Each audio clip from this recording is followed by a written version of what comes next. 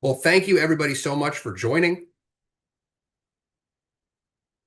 our webinar from Scientifica, from postdoc to PI, Navigating the Path to Success.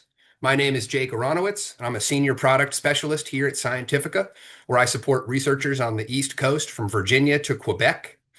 Before moving into industry, I held postdoctoral roles working with songbirds and ferrets, doing electrophysiology, molecular biology, and MRI imaging at the end. I worked with a number of different labs, and now I use that experience to help labs across my territory implement the right tools for their experiments.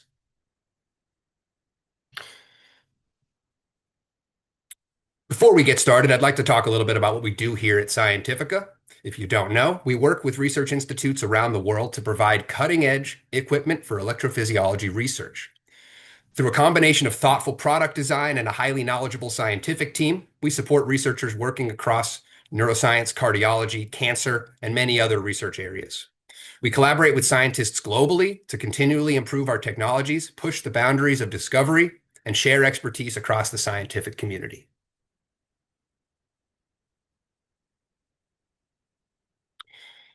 And so like I said, it's my pleasure to welcome you here today to this live panel. We're going to hear from a couple of researchers who I'll introduce in a moment. But before I do that, I want to get into the housekeeping a little bit. Just a couple of brief notes.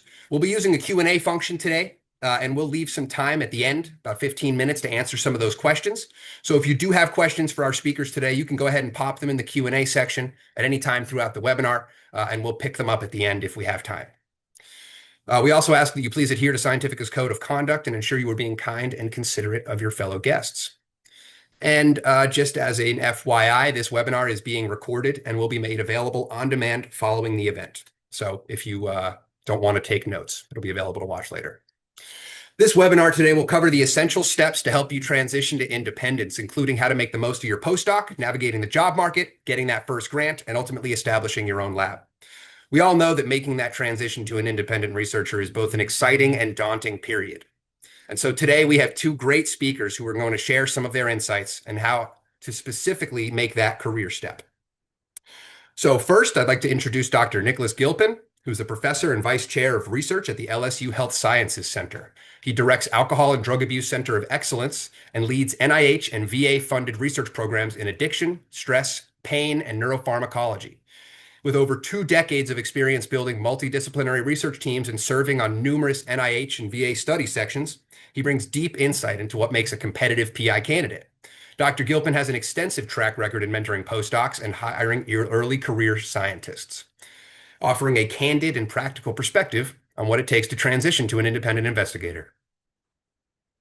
And we also have Dr. Brian Mathur, who's a tenured professor of pharmacology and physiology at the U Maryland School of Medicine, where he leads research on the basal ganglia and claustrum circuitry using advanced ePhys, optogenetic, and behavioral approaches. He has extensive experience directing graduate programs, serving on study sections, and chairing faculty search committees, which allows him to have deep practical insight into how you should navigate this transition.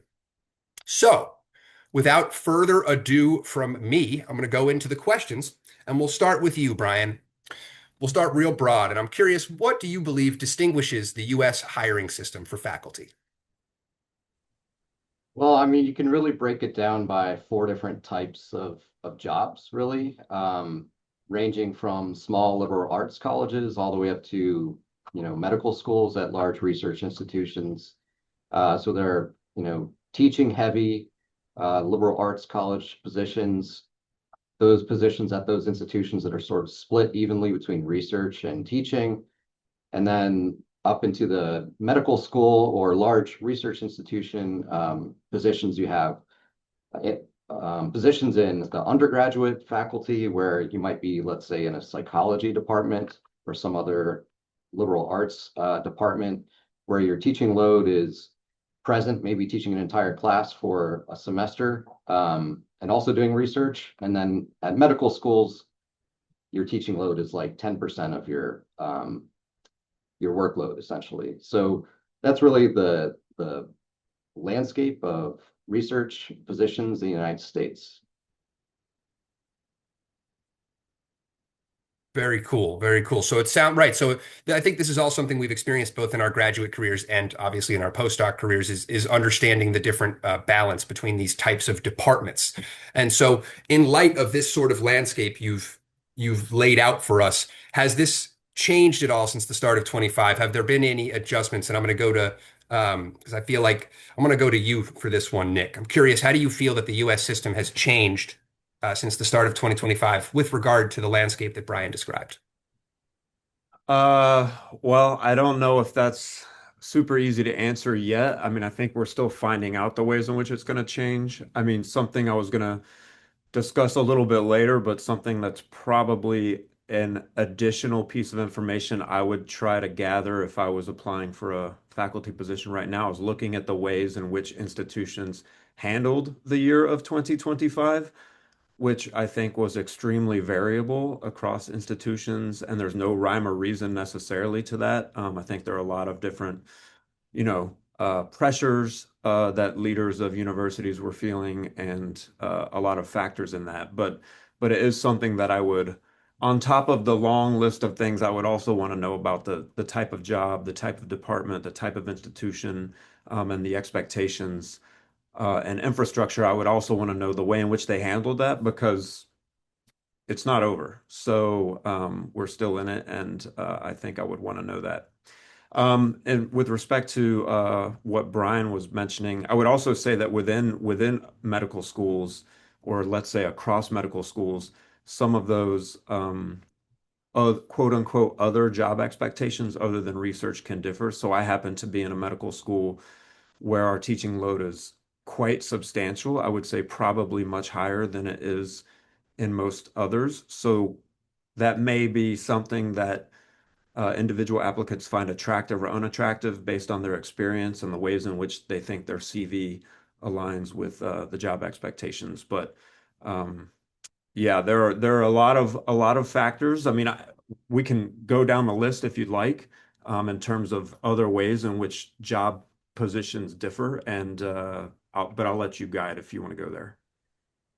Well, I was curious about perhaps you mentioned that the way that universities have reacted to the changes in funding over the last year has varied, and so perhaps you guys could give a little bit of insight about how that's looked at your institutions, right? Because that's the firsthand experience you have. So I can start. So I definitely, so at LSU Health in New Orleans, where we're an R2 institution, it's been business as usual. So I would say there's been no hiring freezes, there's been no freezes of startup funds that were given to junior faculty who are working from those funds. There have not been, we have not changed the indirect costs on our grant applications. At no point in time did that occur, et cetera. I have colleagues at other institutions, and I'm sure Brian does as well, where everything was frozen. And then I think there's many, many shades of gray in between in terms of how that was handled. So going forward, some questions that perhaps applicants weren't as keen to ask or think about that might be more at the forefront of their mind is what are the indirect cost rates at the institution at which I'm applying?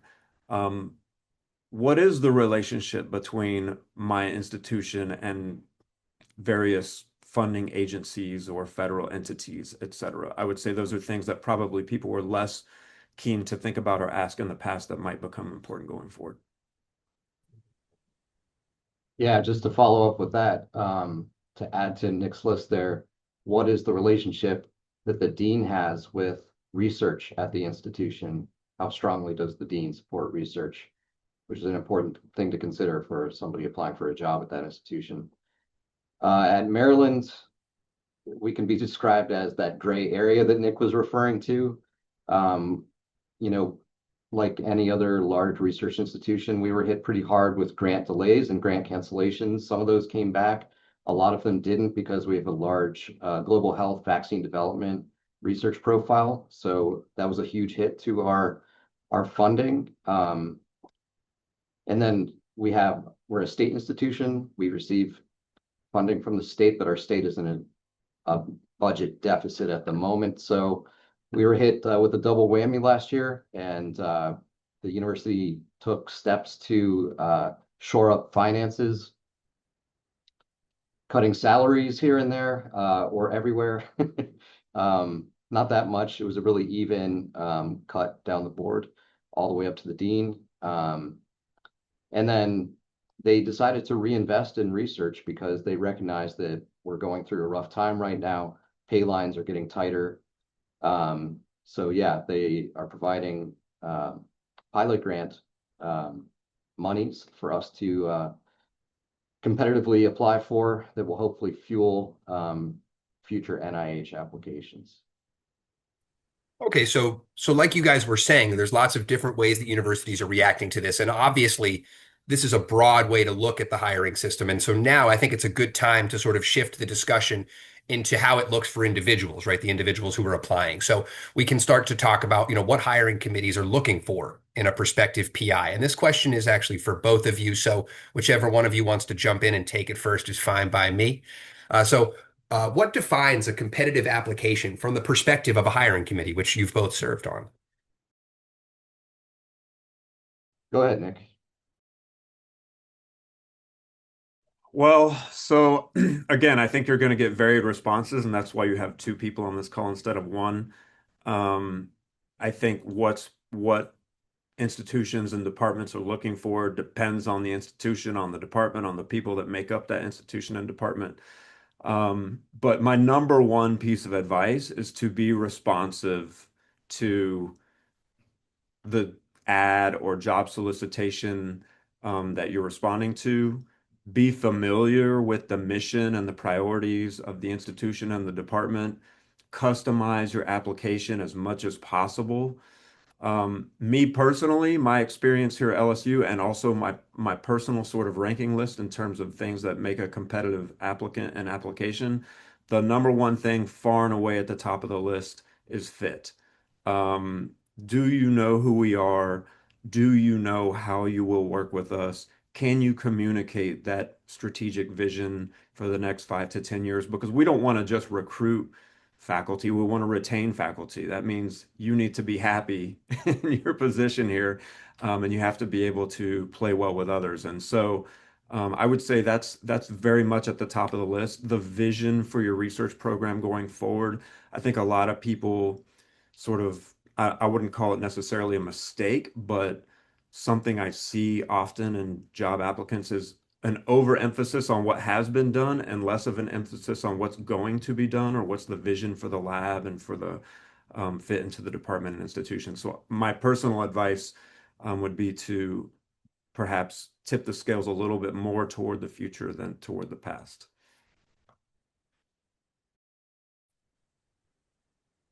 That's a really interesting point. Thanks for sharing that. What do you think, Brian? Yeah, I missed the last like 15 seconds because I think my internet cut out, but the first 85% of that was exactly what I would have said. Um, you shouldn't apply to an institution, you should apply to the department to really tailor each and every cover letter to that particular job. And if you don't, it's a bad sign. Don't expect it to go well at all. Yeah, I just say there's a human component to, every one of these. And the people who are on these hiring committees, the chair of the hiring committee for a particular department, we're all looking for a good colleague to spend the next, whatever it is, 10, 20 years of our lives working together in collaboration with collegiality and good communication. So that begins at the very beginning with the first email that you might receive as an applicant. So remember that, start building relationships from the get-go. Right. So obviously you guys have emphasized fit with the department, and that makes a lot of sense to me. And so let's look at the other side of that coin. And let's say, besides maybe not describing your fit to the department, what else weakens an application? And what are some of the things, maybe perhaps with examples that you've seen? And we can start with you, Nick. In terms of weaknesses in an application, I mean, honestly, for me, it usually comes down to elements that fit into this box of fit. non-customization, non-tailoring of the package, not knowing exactly, what the people do in the place where you're applying. In some cases, you can also detect what I would call a quote unquote lack of seriousness in the application. Like you don't really, I'm in an R2 in New Orleans, Louisiana, in the Deep South. So we become very attuned to applications that don't seem like they're going to work out from the very beginning. And so again, the cover letter, as Brian mentioned, and the interactions with the hiring committee from the very beginning, um, you can mitigate some of that.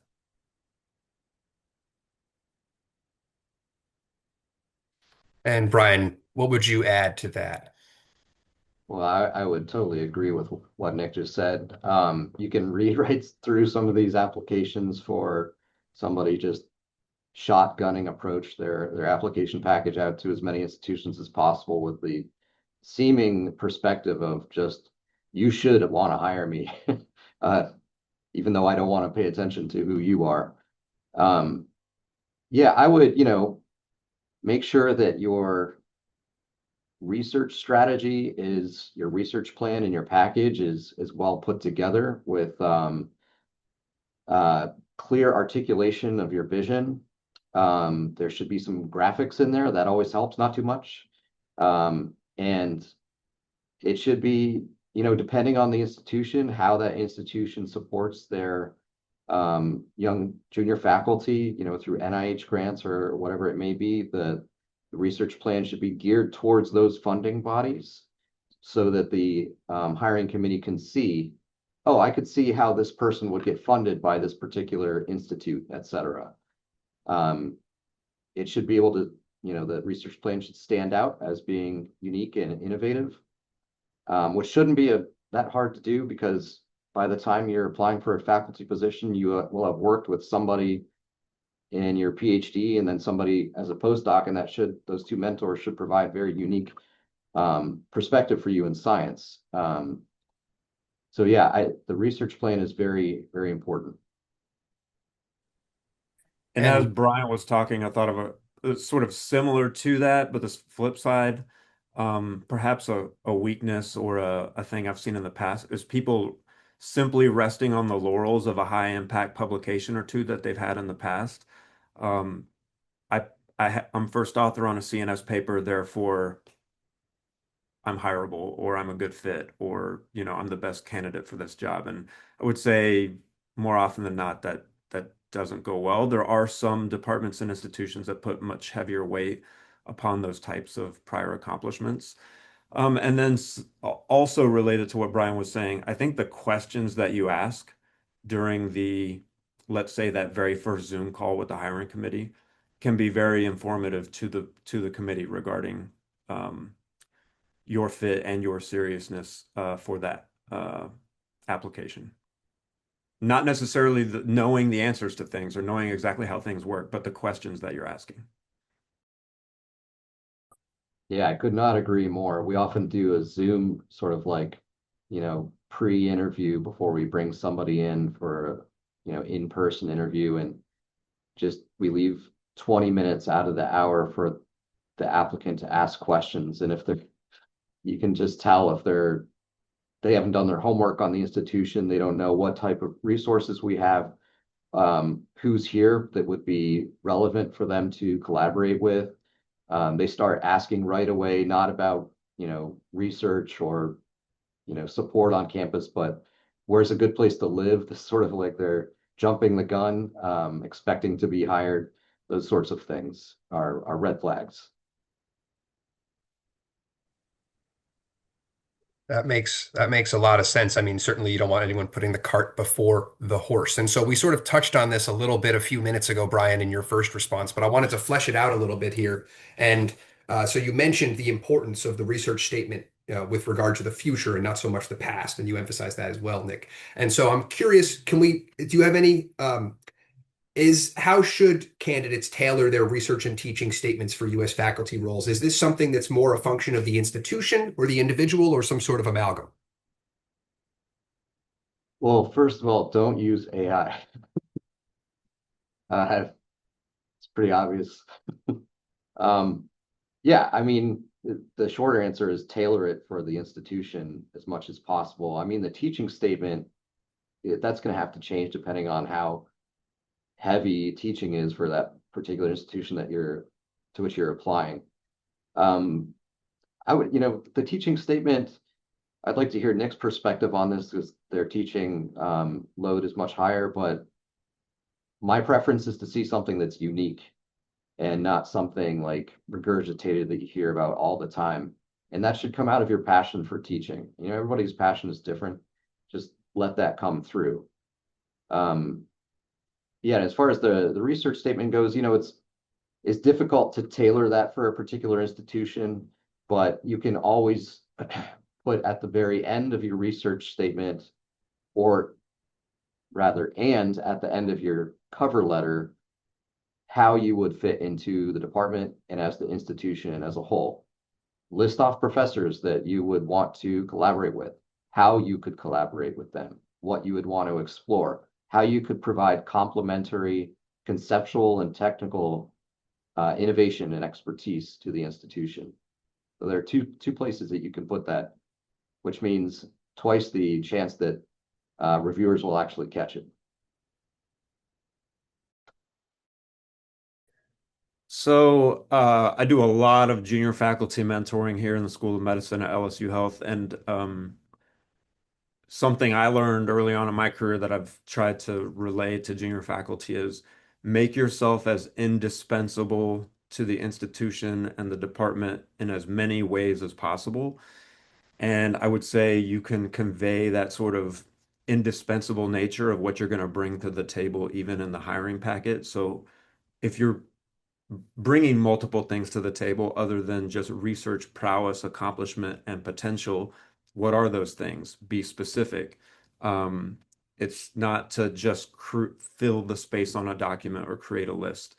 And that's going to differ. I mean, some people really are extremely passionate about teaching. Some people are very, very involved in multiple aspects of service. And by service, I don't mean just having a list of committees that you were on. I mean, personal passion projects that are related to the business of doing science or related to mentoring others or related to community outreach. I mean, it can look very different for different people. I can tell you my personal experience when I applied to this position here in the physiology department in School of Medicine at LSU Health. I was told directly, verbatim, after I got hired, that what set me apart from other applicants was not my research, that it was the quote unquote other things I was bringing to the table.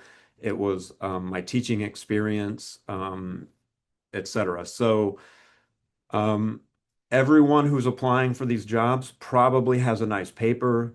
They might have a K award. That sort of like gets you in the door. Then it becomes what else are you bringing to the table, and also coming back to that element of fit. But that said, I mean, I think a lot of people on this call are probably aware that there are job opportunities out there with minimal to no teaching. Those job opportunities do exist, and there are absolutely applicants who prefer to go to a situation where the teaching is absolutely minimal and that expectation isn't there. So if that's you, be honest with yourself, apply for those positions. Just be aware that there's a balance, there's a trade-off. So if you're not being asked to do those other things, you are going to be asked to cover a much higher percentage of your salary from grants. And as we've seen over the last year, the well can dry, and that funding climate can be a bit tumultuous. Yeah, so it seems like we keep coming back to this idea of fit, and it sounds like not this like, once again applies to the strength of the statements, right? It's all about how not just the research, but how are you fitting into the departmental culture. And so I was going to ask you guys what you feel like weakens an application, but I feel like the answer is it doesn't fit well to the institute. But can you think of anything else besides that? Are there any red flags you can think of that would be worth mentioning that you've personally come across in your reviews of these?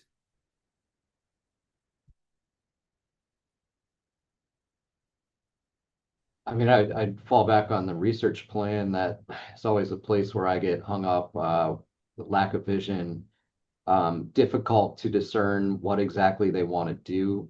That communicates difficulty with clarity and communication.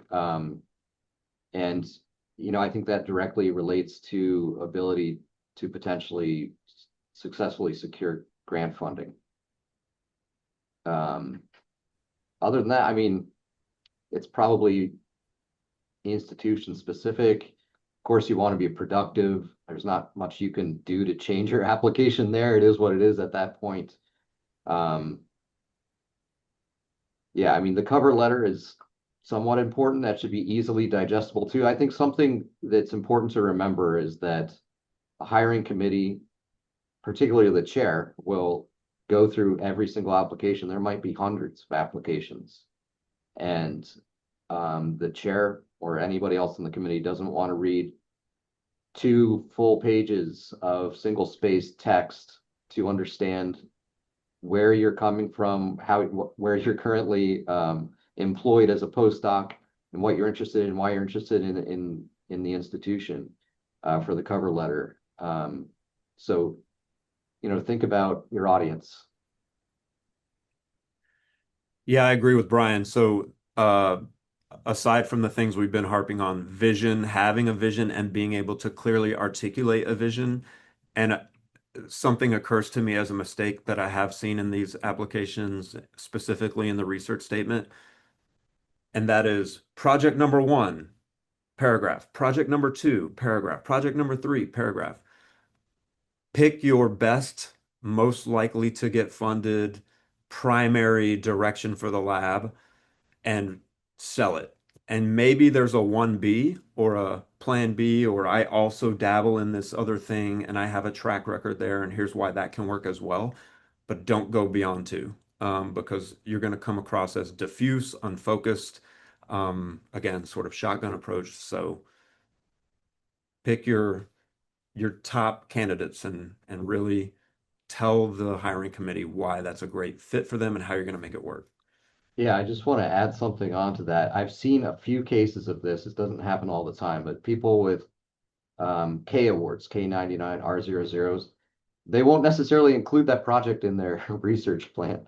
That should be number one. That's vetted by a study section. It's solid, it's funded, it's ready to go. It communicates what the thrust is of your research.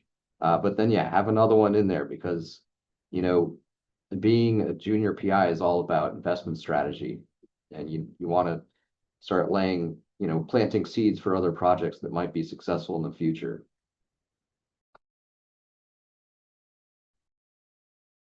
All right. So moving forward a little bit from the how to craft an application, let's take a step forward in the process to interviews, job talks, chalk talks.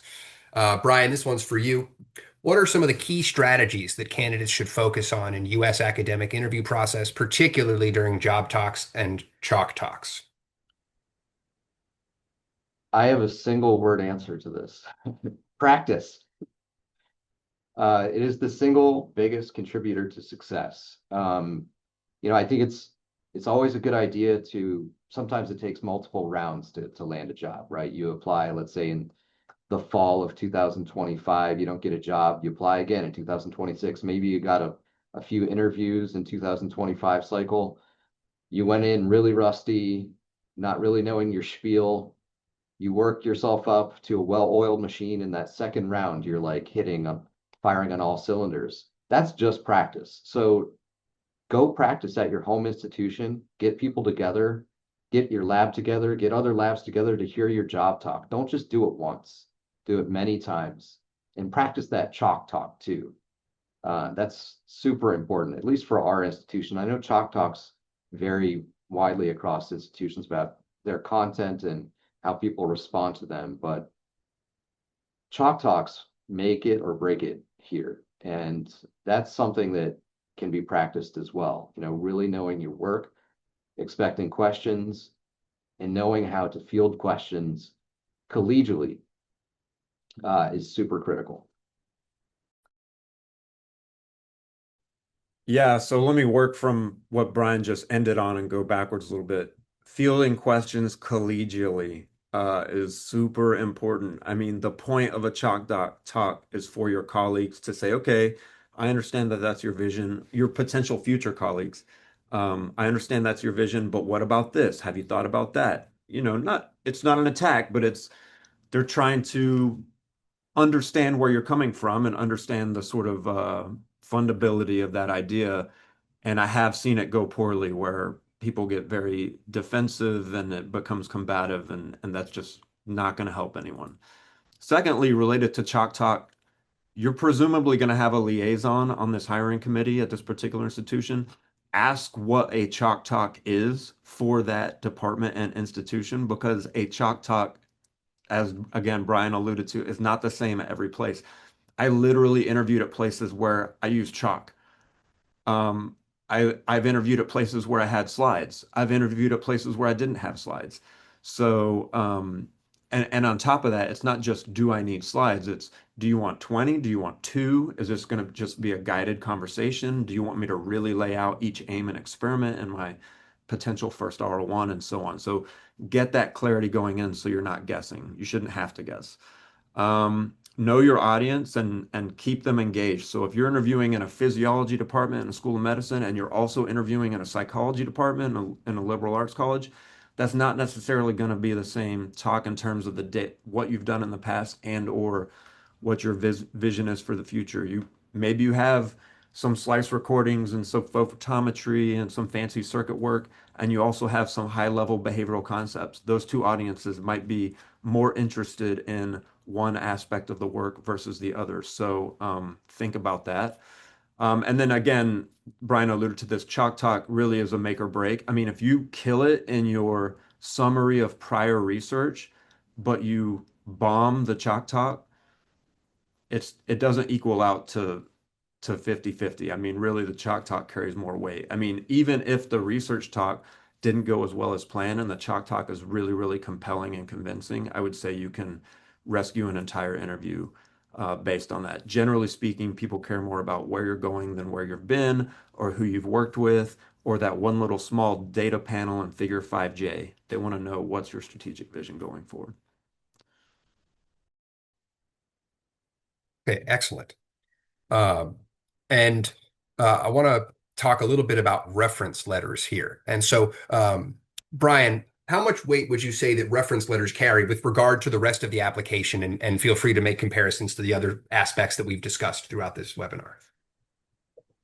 Yeah, I mean, they're important for sure. The interview process overall, though, is, for lack of a better word, invasive. Especially the chalk talk. You're really getting into the nuts and bolts about how people think and how well they know their science and, how well they've constructed their vision.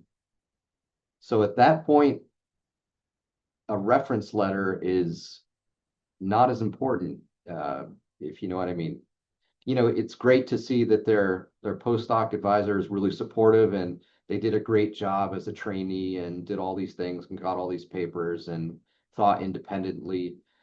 But we're going to be able to evaluate that by ourselves in the chalk talk. So, it's really just to make sure that the reference letter writers are not saying, hey, there's something wrong with this person.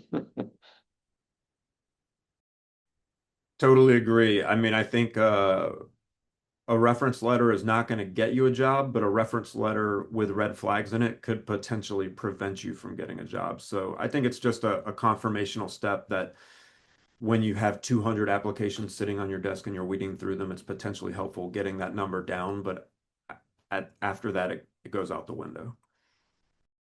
Right, right. So now, how would you say that's with regard to a more traditional application, but would you say they could carry more weight in the presence of nonlinear career paths?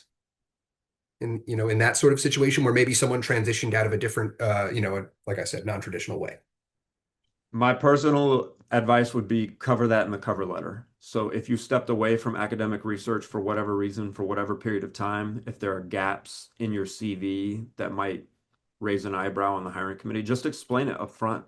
And this doesn't just go for job applications. This goes for grant applications. Just we're detail-oriented people. We're going to see it. Don't try to hide it. Just address it up front. It's fine. You stepped away, you tried industry for a few years and you're coming back. That's fine. how are you gonna transition back, and what's your plan? Yeah, I'll just add to that with a reiteration of previous points that it really, the top thing is fit. It doesn't really matter where you're coming from, it's academia or industry or something else. If you right now are a good fit, then we're gonna pay attention to that. Read the cover letter, look at the research plan, and then what is secondary are reference letters. Right on, right on. So now that we've discussed reference letters, I kind of want to get into the Q&A, and it's a bit sooner than we were going to, but we have a lot of questions, and I feel like there's some really good ones in here. And so Brian spoke last, so I will choose Nick to start this next one with. And obviously, we can go back and forth, just like with all of them. What year is the best year in your postdoc to transition to faculty? When you are ready, that would be my response. And also, so that would be the voluntary aspect of the time pressure. And then the involuntary aspect of the time pressure would be when funding dictates that you must. So, you're either ready or you're not. I've seen faculty in our field get positions after just a few years of postdoc. And this changes over time as well. I mean, the people who trained me and Brian, they probably did a 2-year postdoc and then got a faculty position. I did a 6-year postdoc. Brian, I'm not sure, somewhere probably in the middle or closer to me. Um, but the pendulum is swinging back a little bit, and NIH has a role in this. So they have these sort of like year limitations on these career development awards that individuals can apply for during their postdoc. And it is specifically designed to get people out of the postdoctoral role and into a faculty position earlier or later, or whatever the case may be. In this case, the K99 submission window has been shortened from 5 years to 4. The idea being that by year 4, you get the K, and by year 5, you're out the door. Um, so, so yeah, I mean, as Brian said, maybe you go in 1 year too early to get some practice, and or you think you might not be as competitive as you will be. That was my experience. I did a round of applications and interviews before I had a K99. I learned a lot. I wasn't truly competitive for any of the jobs I applied for, but the next year when I had my K99, I felt much more prepared. So it's a mix of what are are you considering a place where bringing a grant in the door is a requirement? If so, then I guess you better wait until you have a grant that you could bring in the door. But if not, it's more about readiness and how long your current mentor can support you. Yeah, totally agree with Nick there. NIH is really setting those limits to be, 5 years or whatever. I did a 5.5 year postdoc with 2 rounds of interviews. There are applicants out there applying for positions after year 2.5 or 3. Most of them appear to be inchoate applications. The vision isn't quite there yet. The demonstration of productivity isn't quite there yet. So I think the average is still closer to 5. There are a lot of applicants that are beyond 5. And of course, there are a lot of things that push applicants well past 5 years. They didn't get their grant. Their particular lab likes to get CNS papers, so it takes a long time to get those publications. So it's not really within the power of the applicant to apply exactly when their iron is hot, necessarily, so to speak. But yeah, average is 5, I'd say.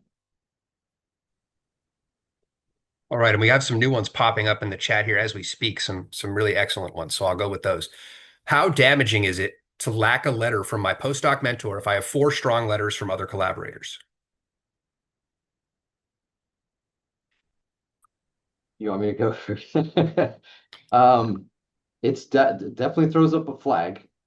It's not a flag that nobody has ever seen before. People know that there are circumstances that can lead to this type of situation.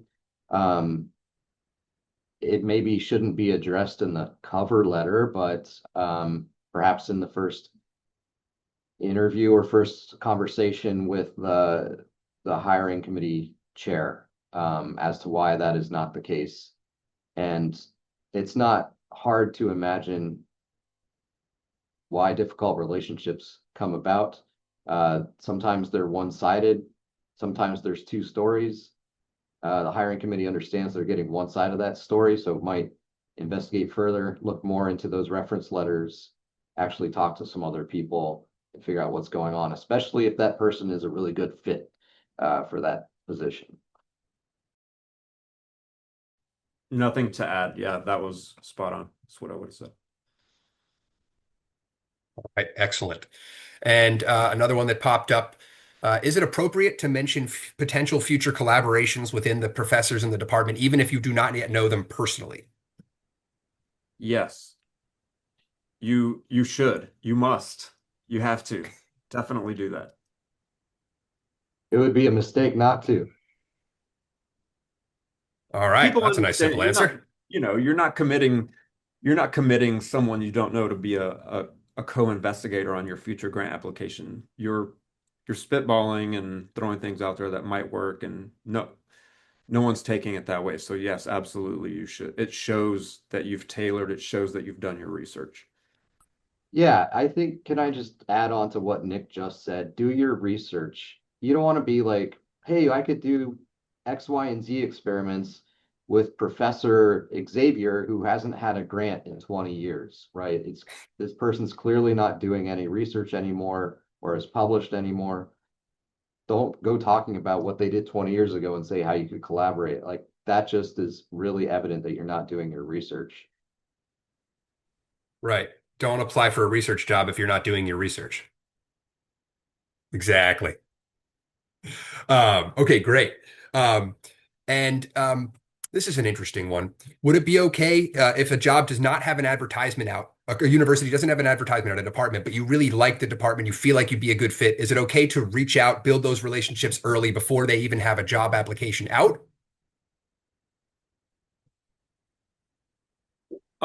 So I mean, in terms of establishing relationships and having connections in departments that you find particularly attractive, absolutely. I mean, and this is where attending conferences and networking really comes into play. I mean, it might be a bit odd to send a cold email to a random department where you don't have a personal connection with anyone and just say, hey, I really like your guys' department. I'd love to apply for a position there when one comes available.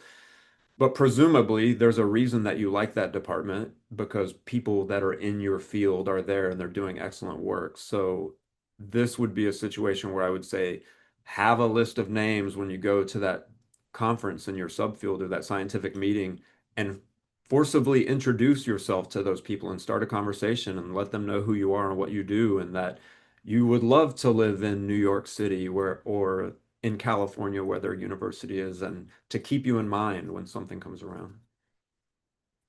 Yeah, that's exactly right. This process shouldn't begin when you're applying for a job with a cold email. It should start when the day one as a trainee, when you're in graduate school, start building connections. If you don't know what you're going to end up doing in graduate school, that's expected, but build relationships. And then once you're a postdoc, narrow down like, oh, this department is a great fit for me. I would love to live in Charleston, whatever it is.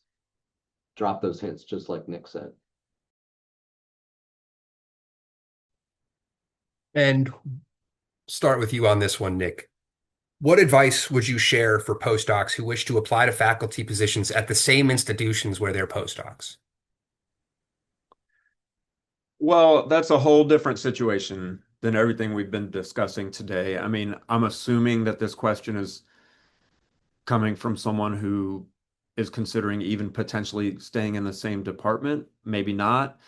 Um, I would say, so where I am, for example, it's reasonably common for um, faculty, or I would say at, let's say, less R1, less high ranking institutions, it's reasonably common for people to transition from senior postdoc positions into junior faculty positions, perhaps on a research track or non-tenure track. We have 3 faculty in my department that are assistant professors of research that were originally postdoctoral fellows within our department.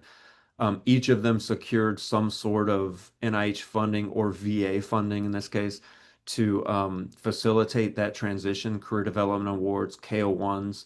It's important to know the difference between KO1s and K99s. KO1s are sort of designed to keep you where you are, at least for a period of time, to promote you through the ranks. And in fact, it's an expectation of the granting of that award that the institution is going to guarantee that you will be a faculty member when the grant is transmitted to the university. K99s, on the other hand, are designed to give you maybe 1 more year of postdoctoral training and send you on your way to apply out in the world. The major difference between taking a position where you are versus taking a position somewhere else is the resources that you're going to be competitive for, potential startup packages, and perhaps in a less formal, less tangible way, setting yourself apart from your prior mentor team, carving out your niche, drawing a line between, your own work and the work of the person that you train with, and separating yourself, which is really an important aspect for career advancement, promotion, and tenure at later stages. But you have to start thinking about it right away. If you start a faculty position at your current university and you're operating within the space of your current and prior mentor and you're using all of their resources and they're on all of your papers, um, especially if they're on your papers in some sort of last author type of capacity, it really doesn't serve you well at later stages when you're applying for promotion and tenure. So it's just a whole different process. I mean, presumably you have really strong relationships at the place where you currently are. Presumably you have good relationships with those people if you're considering applying for a faculty position there. But just the frank overall situation is you're not going to get as much staying where you are as you would potentially going somewhere else. Almost always that's the case. That was a terrific answer. I have nothing to add.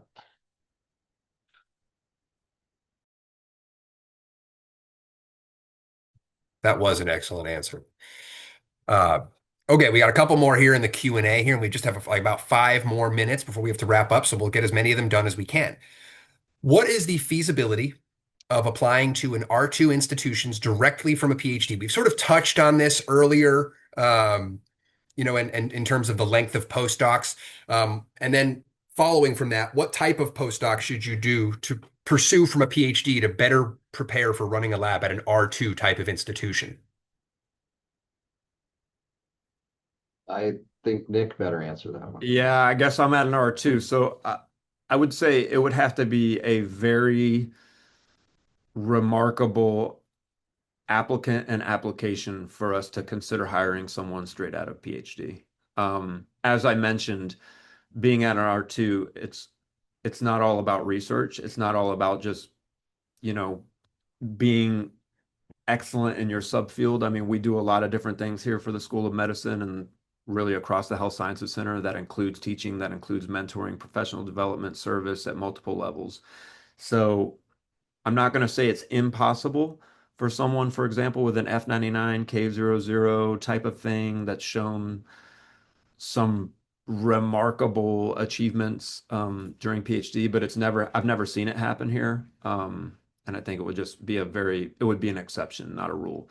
In terms of postdoctoral training for the position I'm in an R2 or the position that Brian's in, I don't know that I'd give you different advice.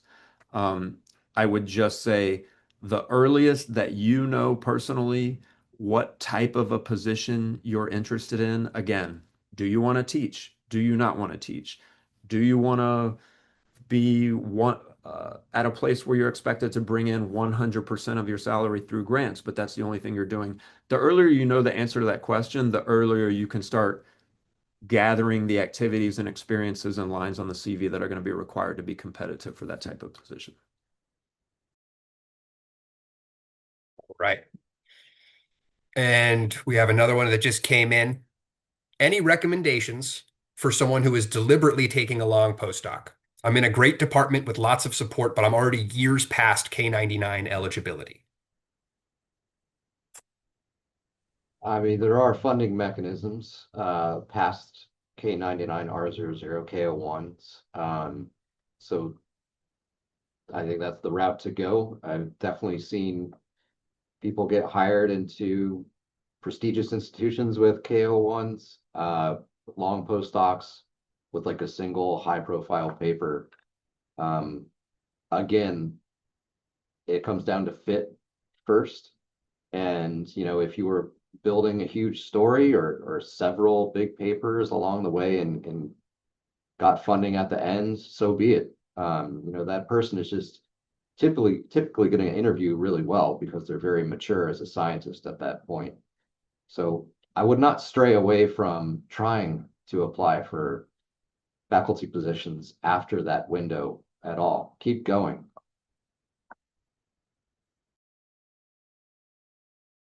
Excellent. And I think we have time for maybe just one more quick one if we have it, or have we asked all of them? Oh yeah, this should be a quick one. Or I don't know, you guys are the experts. How important is it to have a grant while you're applying? And if very necessary, how large of a grant is necessary?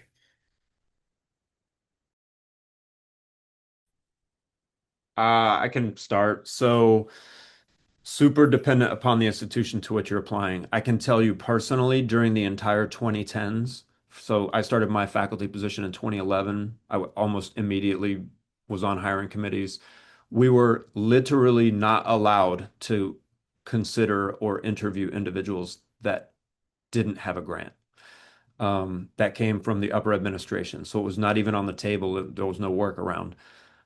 It didn't have to be a big grant. It had to be something. So one thing to keep in mind with these grants that you're eligible for as a postdoctoral fellow, whether you're a citizen versus non-citizen, whether it's an NIH grant, NSF grant, foundation grant, VA grant, et cetera, what does that mean in terms of indirect costs? Even a K99 and a K01 have drastically different indirect costs. If you didn't know what indirect costs were before 2025, I'm sure you do now because of all the news that was around it. But when it gets to the level of the dean or the provost or the chancellor, whoever's making these decisions about hiring at the end of the day, that's what, if they care about you bringing something financial to the table, that's the line item which that they're concerned with, and those differ across award mechanisms and funding agencies. So, it's a little bit difficult for you to know that at the stage at which you're assembling an application. It'll become clear if you send an application to a place where a grant is required and you don't have one. But that would be my sweeping answer. Yeah, I mean, it differs by institution, it differs by departments within an institution. Depending on how that chair wants to handle their money, their startup packages, et cetera. I think there's a lot of concern out there for applicants that they need to have a CNS paper and they need to have a big grant to get a job. It's not the case. Try to get the grant. If you don't get the grant, apply for the job and see what happens. Your fit might be better than you think. Do your research with your application, make yourself a good fit, and you'll be surprised at the outcome. All Yeah, right. just Well, don't take yourself out of the game. Let others do that for you.